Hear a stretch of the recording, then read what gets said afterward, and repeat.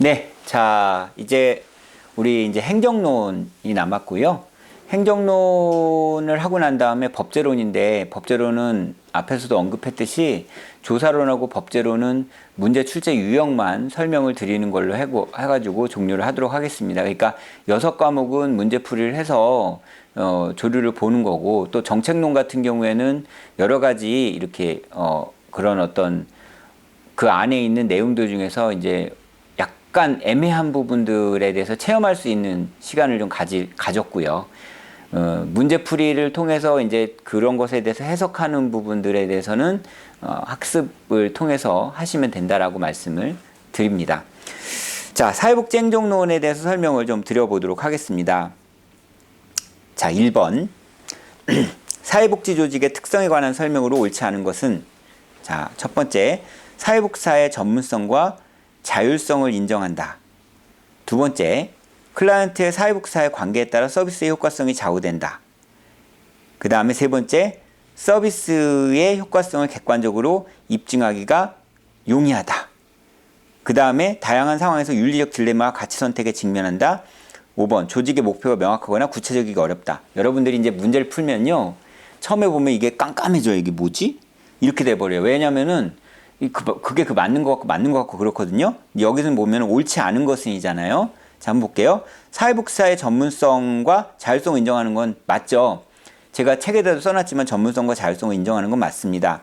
그 다음에 클라이언트의 사회복지사의 관계에 따라 서비스의 효과성이 좌우된다라고 얘기를 하고 있습니다. 클라이언트와 사회복지사의 관계에 따라 서비스의 효과성이 좌우가 되는 것도 맞죠. 예. 왜냐면은 클라이언트를 대상으로 하는 거니까. 세 번째, 서비스 효과성을 객관적으로 입증하기 용이하다고 그러는데, 뭐 이렇게 손바닥 깊이 답이 안 나오는 데다가 1 더하기 1은 2라는 답이 나오지 않아요. 귀요미라는 답이 나오지. 그러니까 몇 번입니까? 이거는 3번입니다. 서비스의 효과성을 객관적으로 입증하기가 용이하지 않습니다. 그러니까 3번입니다. 윤리적 딜레마 가치 선택은 맞고요. 조직의 목표가 명확하나 구체적이고 어려울 수 있습니다. 수시로 바뀝니다. 자, 두 번째. 한국 사회복지 행정의 역사에 관한 설명을 옳지 않은 것은 6.25 전쟁 이후 외국 원조기관을 중심으로 사회복지 시설이 설립되었다라고 얘기하는데, 이거는 맞는 말이죠. 그죠? 예. 60년대 외국 원조기관 철수, 자생적 사회복지 단체들이 성장했는데, 자생적 사회복지 단체들이 성장한 것은커녕 50년대, 60년대는 이런 자생적 사회복지 단체들이 우리나라에 거의 있을 수가 없었어요. 1970년대 이후 넘어가야 뭐 될 수 있는 거고요. 철수도 외국 원조기관이 완전 철수하지도 않았고요. 그러니까 이건 몇 번입니까? 2번이 되는 것이죠. 50년대, 60년대 우리나라의 사회복지는 행정이고 뭐고 이런 것도 없었거니와 더더군다나 이런 사회복지 단체들이 성장했다라고 보기에는 애매모호한 거니까 2번이 답이 돼버리는 겁니다. 3번. 메이오가 제시한 인간관계 이론에 관한 설명 옳은 것. 제가요, 요약 정리할 때마다 메이오를 계속 외칩니다. 자, 생산성은 근로조건과 환경에 의해서만 좌우된다라고 했는데, 근로조건과 환경에 의해서만이 아니라 인간관계라는 거죠. 10명이 일하는 곳에 100개의 성과가, 100명이 일하는 곳에 10개의 성과가, 이런 얘기가 있었죠. 심리적 요인은 생산성 향상에 영향을 미친다라고 얘기를 하고 있습니다. 예, 이건 맞는 말이죠. 심리가 어떻게 해요? 사람들과 관계 속에서 하는 거니까 영향을 미친다가 맞는 거고, 사회적 상호작용은 생산성 향상에 부정적인 영향을 미친다는데, 그게 부정적인 영향을 미치지 긍정적인 영향을 미치지 어떻게 알아요? 그죠? 그 다음에 공식적인 부서의 형성은 생산성 향상으로 이루어진다는데, 부서가 문제가 아니라, 공식적 부서가 문제가 아니라 인간관계라니까요. 그 다음에 근로자는 집단 구성원이 아닌 개인으로서 행동하고 반응한다라고 얘기하는데, 집단 구성원으로서 반응도 하죠. 그러니까 몇 번입니까? 2번이 될 수 있다라는 얘기입니다. 자, 그 다음에요. 4번.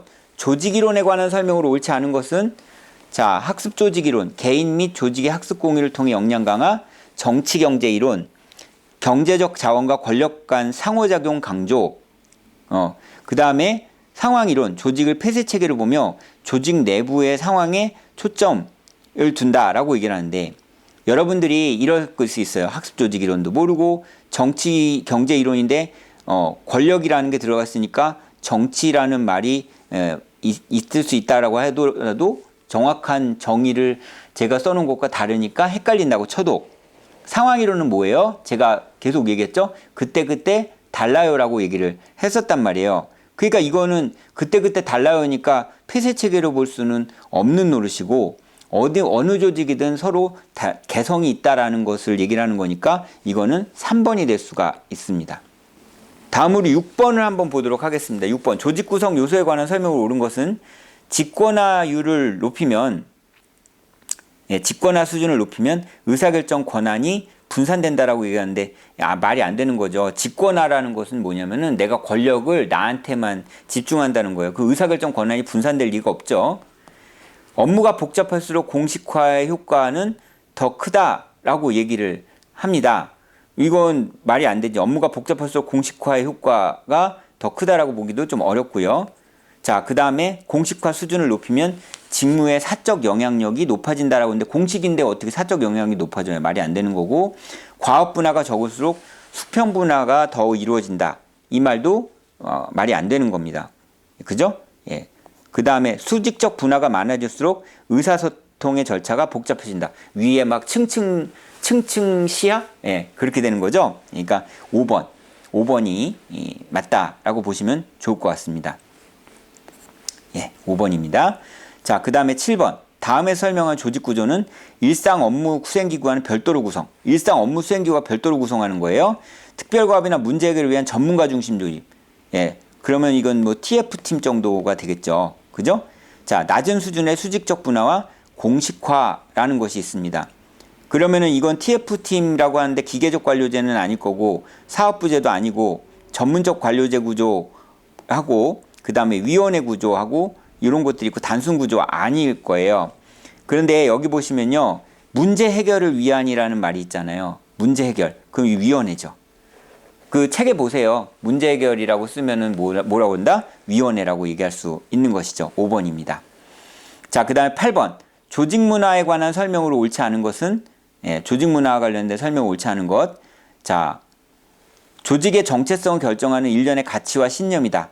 예, 그죠? 예. 그 다음에 조직의 일체감을 갖게 함으로써 구성원의 정체감 형성에 기여한다. 맞죠? 조직의 믿음과 가치가 깊게 공유할 때 조직 문화는 더 강해진다. 맞습니다. 경직된 조직 문화. 그러니까 조직이 이렇게 뭐라고 할까? 가면은 조직 안에 이게 뭐 의사소통도 잘 안 되고요. 나름대로 문제가 있는 문화는 불확실한 환경에 대처하도록 돕는다. 더 힘들어지죠. 그러니까 몇 번입니까? 8번은 4번이 되겠습니다. 섬김 리더십에 관한 서번트 리더십에 관한 설명 옳은 것을 모두 옳은 것. 인간 존중, 정의, 정직성, 공동체, 윤리성 강조. 그쵸? 인간 존중이라고 하는 거니까 이건 맞죠? 기억자 들어간 거 1번, 그 다음에 4번, 그 다음에 5번 이렇게 들어가는 것이고요. 그 다음에 가치의 협상과 계약. 가치의 협상과 계약. 요거는 좀 어폐가 있죠? 예, 어폐가 있습니다. 자, 요건 아닌 것 같아요. 청지기 책무활동. 청지기 책무활동 맞아요. 청지기 책무활동은 맞습니다. 그럼 몇 번입니까? 9번은 1번이 되겠습니다. 예. 그 다음에 지능, 사회적 지위, 교육 정도, 외모 강조. 이건 뭐예요? 제가 이거 요약 정리할 때 말씀을 드렸는데 특성이론이에요. 그죠? 예, 이건 몇 번입니까?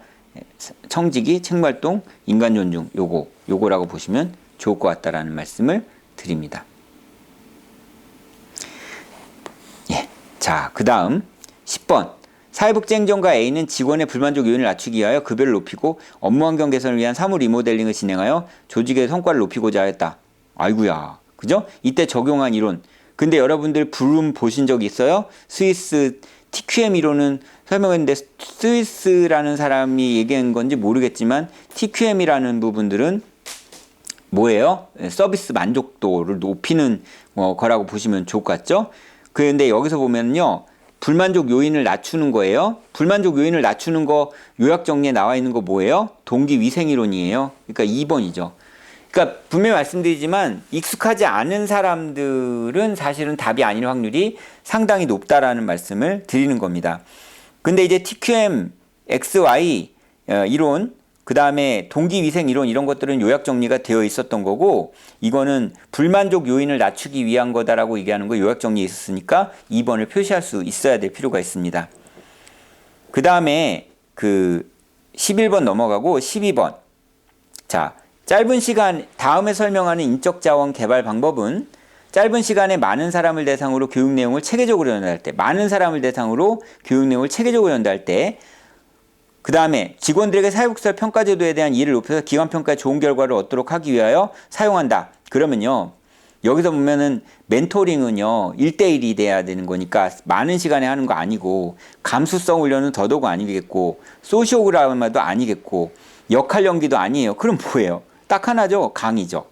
예, 이거는 그냥 맞추라고 나온 답이에요. 왜냐하면 짧은 시간에 많은 사람을 대상으로 하는 거니까 강의밖에 더 있겠습니까? 자, 그 다음에 직무수행 평가 이거 넘어가고요.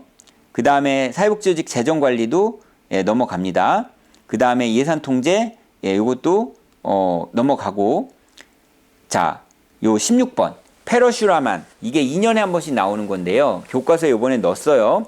부록에다가 서브컬 구성 차원에 해당하는 질문을 모두 고른 것은 약속한 대로 서비스를 제공했는가, 안전하게 서비스를 제공했는가, 자신감을 가지고 정확하게 서비스를 제공했는가, 위생적이고 정돈된 시설에서 서비스를 제공했는가 라고 얘기하는 건데, 여기서는 기억하고 디귿하고 리을, 근데 안전하게 서비스를 제공했는가는 서브컬 안에 포함되지 않습니다. 뭐 무슨 성 이렇게 있거든요. 뭐 신뢰성, 약속한 대로 서비스는 뭐 신뢰성 이런 거 있겠죠. 그러니까 이거 2번 니은이 빠지는 겁니다. 5번이 되는 것이죠.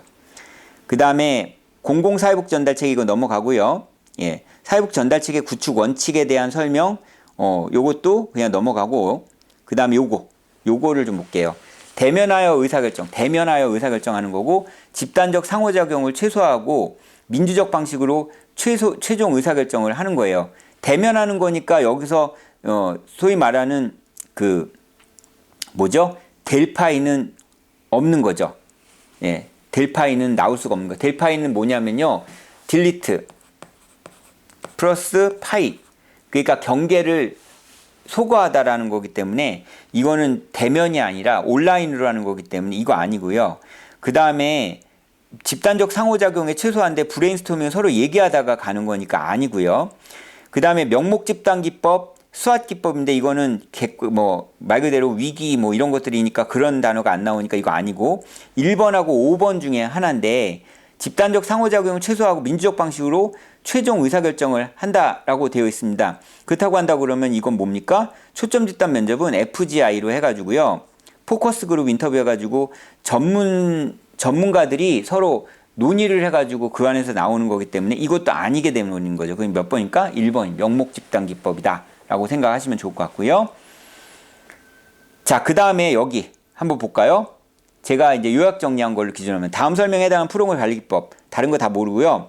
임계 경로하고요, 연계라는 부분이 있어요. 그러면 PERT 이거 어떻게 외우라고 했어요? 퍼뜩 연결 안 하고 뭐하나 라고 얘기했단 말이에요. 그러니까 뭡니까? 퍼트, 프로그램 평가 검토 기법이 돼버린다 라고 생각하시면 좋을 것 같습니다. 자, 그 다음에 21번 마케팅 과정 이거 넘어가고요. 22번 사회복지 마케팅 기법. 자, 다이렉트 마케팅, DM 마케팅이라고 하는 거예요. 방송이나 잡지 등 대중매체를 활용하는 방식이다 라고 얘기를 합니다. 다이렉트 마케팅. 자, 방송이나 잡지 등 대중매체, 그러니까 뭐 우리로 말하면 브로셔 보내고 이런 것들, 전단지 보내고 이러는 거예요. 그러니까 이거 맞는 말이죠. 자, 틀린 말이죠. 왜냐하면 방송이나 잡지 등 대중매체를 활용하는 방식이니까 우리는 전단지를 활용하는 방식이라고 얘기를 했습니다. 그리고 우편물을 활용하는 방식입니다. 그러니까 이거는 틀린 말이죠. 옳지 않은 것은이니까 1번이 표시가 되는 것이죠. 나머지는 다 맞는 말이다 라고 생각을 하시면 좋을 것 같습니다. 다시 한번 말씀드리지만 옳지 않은 것은 하나만 빼놓고 나머지 다 맞는 거니까 그것을 읽는 것이 굉장히 중요하다라고 말씀을 드렸습니다. 자, 그 다음에 23번 다음 설명에 해당되는 것 그냥 넘어가고요. 자, 그 다음에 사회복지 프로그램의 평가의 목적과 그 설명으로 옳은 것, 정책 개발, 사회복지 실천 2년 개발이라고 얘기하는데 정책을 하는데 무슨 2년 개발을 해요. 말이 안 되는 거고, 책임성 이행, 재무 회계적 전문적 책임 이행 맞죠? 예, 이건 맞는 겁니다. 이론 형성, 급여의 공평한 배분, 여론 형성은 이론하고는 관련이 없죠. 그 다음 자료 수집, 종사자의 기준 행동 강화, 이건 자료 수집이 아니죠. 뭐 말 그대로 기준행동 강화라는 건 규정을 정해주는 거고, 정보관리, 민간기관의 행정협상력 약화라고 하는데 정보관리라는데 왜 행정협상력을 약화한다라는 건 말이 안 되는 거고, 그러니까 몇 번입니까? 2번이 될 수 있는 것이죠. 그 다음에 이거 25번은 상식 문제예요. 자, 한번 볼까요? 사회복지조직 혁신의 방해 요인으로 옳지 않은 것은, 자, 무사 안일주의. 방해 요인 맞죠? 예, 괜찮아. 그럴 수 있지. 예. 그 다음에 비전의 영향력을 과소평가. 말이 안 되는 거고, 비전에 대한 불충분한 의사소통. 다 말이 안 되죠. 핵심 리더 변화 노력에 대한 구성의 공개 지지. 요게 맞겠죠. 변화를 막는 조직 구조나 보상 체계를 유지. 막는 조직 구조를 왜 계속 유지해요? 그러니까 이거는 사실은 문제라기보다는 한 문제 맞춰주세요라고 얘기하는 것과 똑같은 거라고 보시면 좋을 것 같습니다. 정책론하고 행정론하고 헷갈리시는 분들이 있어요. 근데 행정론하고 정책론하고 연결되어 있는 부분들은 맞는데, 정책이 이 가시성이 좀 떨어진다고 한다 그러면은 이 정책을 성과나 실적이나 이런 걸로 변화시키고 하는 것을 행정이라고 보는 거라고 보시면 좋을 것 같아요. 그래서 행정론은 지금 문제 풀어보셔서 아시겠지만은, 제가 이제 넘어간 것도 있지만은 요번에 행정론이 좀 어렵다라고 얘기가 됐었지만, 지금 넘어가지 않은 것들로만 설명한 걸로만 해도 충분히 10문제 이상은, 15문제까지는 맞출 수 있는 거라고 보시면 좋을 것 같습니다. 자, 이렇게 해서 여러분들과 함께 행정론까지 설명을 좀 드렸고요. 자, 이제 우리는 법제론으로 넘어가도록 하겠습니다.